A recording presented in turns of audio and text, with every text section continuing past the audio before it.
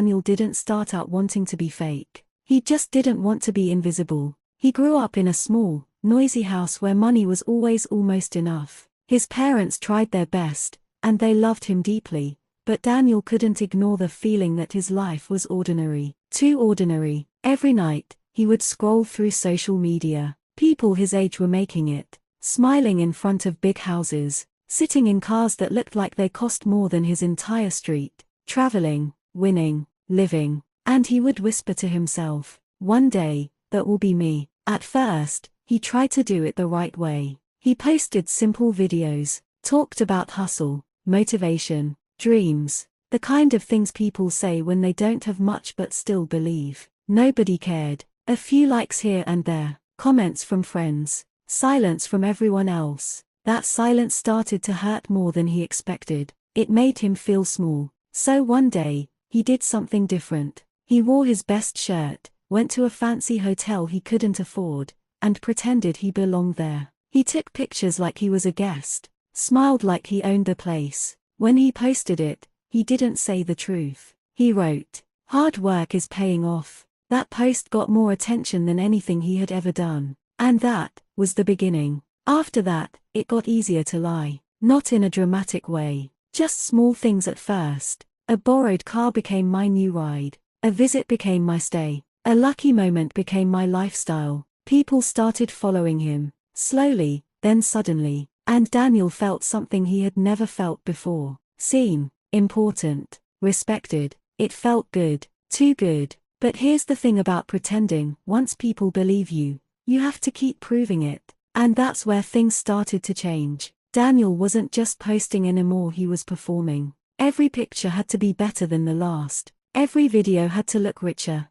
bigger, louder. He started spending money he didn't have, renting cars just for photos, buying clothes on credit, paying for one-night stays just to get content. He would take pictures all day, then go home to an empty account. But he couldn't stop, because now, people were watching. His followers grew fast. People admired him. Some even said he inspired them. That should have made him happy. But instead, it made him anxious. Because deep down, he knew something they didn't: it wasn't real. There were nights he couldn't sleep. His phone would be full of messages not from fans, but from people he owed money. Reminders, warnings, pressure. And yet, the next morning, he would post, "Stay focused. Success is a mindset." Even he started to feel strange reading his own captions. It was like watching someone else live his life. The first real crack came quietly. Someone noticed something didn't add up. A car he posted showed up on another influencer's page, same day, same place. At first,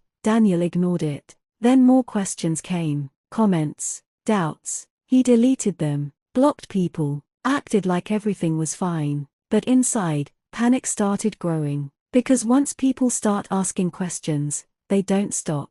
And then, everything fell apart. Not slowly, not gently, all at once. Someone exposed him. A worker from a rental company posted proof that Daniel had been renting cars just for pictures. Another person shared messages of him asking for favors, discounts, even money. The internet turned on him overnight. The same people who used to praise him now laughed at him. Fake, scammer, all lies. He tried to explain. He recorded a video, his voice shaking more than he expected. "I just wanted to inspire people," but it sounded empty, even to him. After that, he disappeared. No posts, no updates, nothing. For the first time in years, Daniel was alone without the noise. And it was uncomfortable, because now, he had to face himself. Not the version people followed, the real one. Daniel. It took time, a lot of it. He found a simple job, nothing glamorous, nothing worth posting.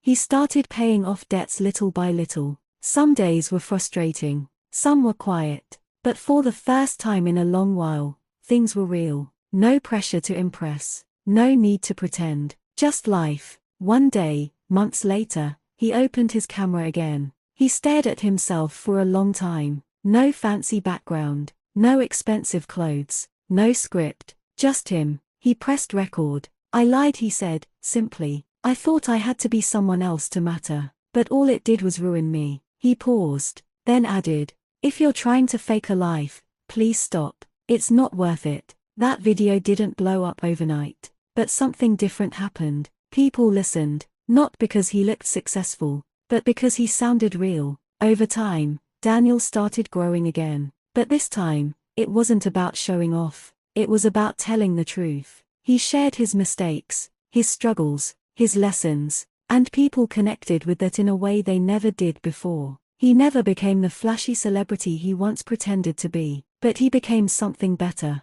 someone honest, someone at peace. And if